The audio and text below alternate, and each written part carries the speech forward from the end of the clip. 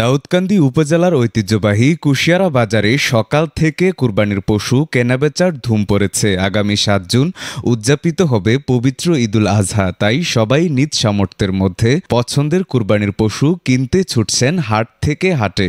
এখন পছন্দের পশু কেনাই যেন সবার কাছে মুখ্য হয়ে দাঁড়িয়েছে। এখনকার পশুর হাটে বিভিন্ন সুযোগ সুবিধা থাকায় ক্রেতা ও বিক্রেতাদের ব্যাপক আনাগোনা লক্ষ্য করা যাচ্ছে। আগামী শুক্রবারও দিনব্যাপী উক্ত হাটে কুরবানির পশু পাওয়া যাবে। প্রতিবারের ন্যায় এবারও ঐতিহ্যবাহী কুশিয়ারা বাজারে ক্রেতা বিক্রেতাদের মিলন মেলা দেখা গেছে। ইতিমধ্যে হাট ইজারাদার কর্তৃপক্ষ সকল ব্যবসায়ী এবং ক্রেতাদের সার্বিক নিরাপত্তা ব্যবস্থা গ্রহণ করা হয়েছে। এ বিষয়ে ইজারাদার দুলাল সরকার বলেন, আজকে আমাদের কুশিয়ারা বাজারে গরু হাট চলতেছে। আমরা যে আশা করেছিলাম ইনশাআল্লাহ তার চেয়েও বেশি ক্রেতা এবং বিক্রেতা উপস্থিত হয়েছে। অনেক বেচাকেনা চলতেছে। আমরা ক্রেতা ও বিক্রেতার উপর ভিত্তি করে চিন্তাভাবনা করে আমরা আমরা আগামী শুক্রবার আরেকটা হাট বসানোর চিন্তাভাবনা করতেছি। আগামী শুক্রবার আবার হাটে আসার জন্য সবাইকে আমন্ত্রণ জানাচ্ছি।